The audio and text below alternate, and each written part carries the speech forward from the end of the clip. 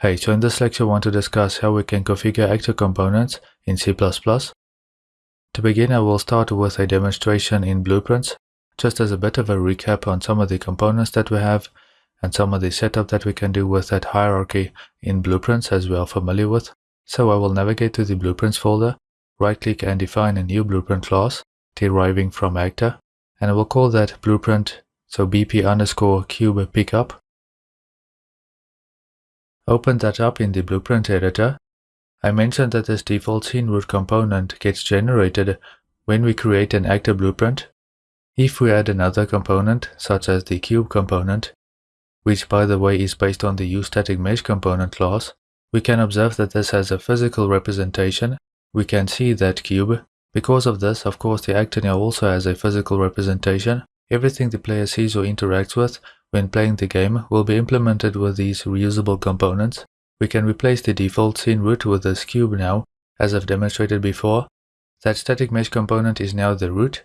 In other words, it is at the top of the component hierarchy or tree.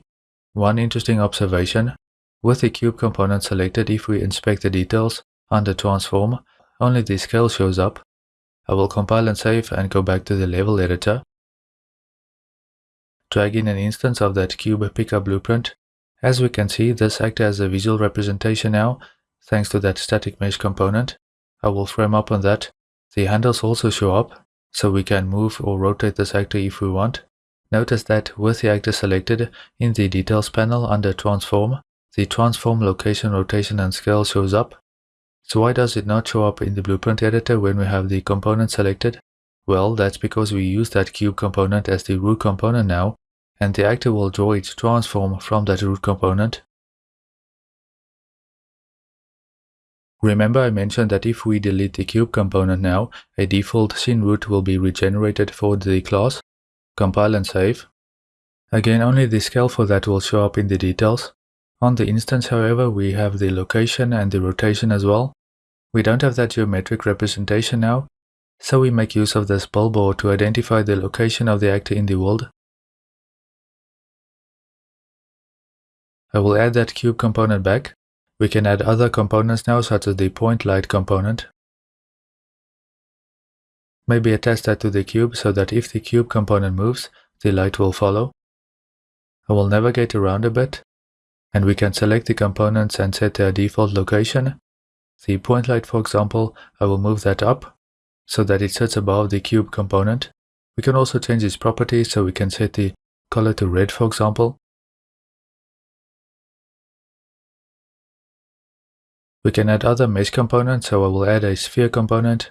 I don't want that to be attached to the point light, but instead I want to attach that to whatever is currently the root component, that default scene root component, which the cube is now also attached to. The cube in this instance is not the root component, we have a scene root component. So I can left click and drag that sphere component over that root component. Now the tooltip says drop here to see the available options. I will let go of the mouse button to drop, and we can attach to the root, or we can make the sphere the new root. I will select attach. Now if the root moves, of course the cube will move, but the sphere will also move, but the sphere is not attached to the cube component, nor the light component. I will select the sphere to reposition that.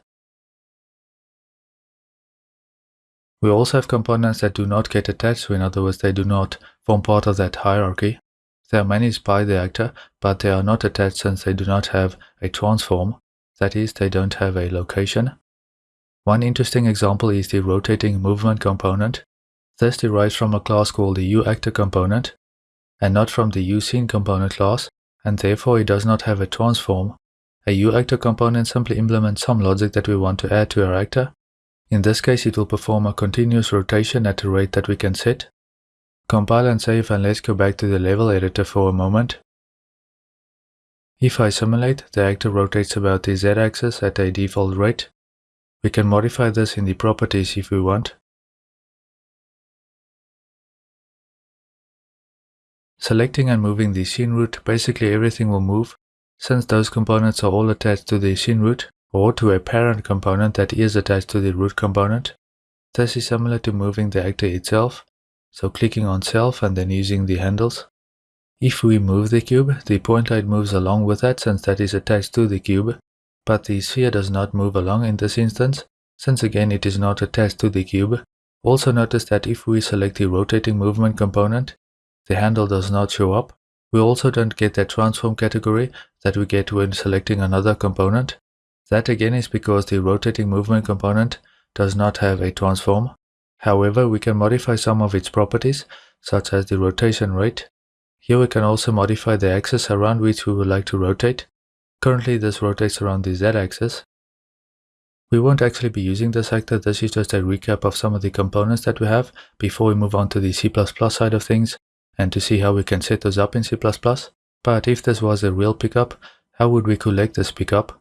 Well, we can use an overlap event, and for that you will use a collision component, the box, capsule or sphere component. I will choose the box component for this example, and yes, we can rename these components. You can put this component where you want it to be in the hierarchy. Unlike the rotating movement component, the bounds of this collision component are rendered as lines in the editor. We can scale that box up to increase the bounds, so if our character walks into that box, we will pick up that actor.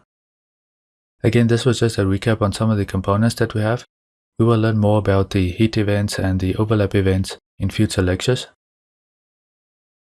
Let's talk about actors and components in a bit more detail before we move on to a demonstration on how we can set up components in C++. At this point you should be familiar with actors and components, but it's especially important to understand the inheritance hierarchy and some of the major component classes. So an actor is any object that supports 3D transformations, translation, rotation and scaling, and can thus be placed into a level. A component can be thought of as an object that encapsulates specific reusable functionality that can be attached to actors as sub-objects. An example would be a health component with a health variable. Once we have that component set up, we can attach that component to multiple actors, so it gives us a reusable component that we can attach to multiple actors as we need to, simply meaning we can reuse that. We don't have to re-implement it each time or duplicate that code. Each actor has a root component property, and that property can be used to set or reference the top, in other words the root component in the hierarchy of using component sub-objects. An interesting note here is that actors do not store a transform, in other words location, rotation and scale information directly.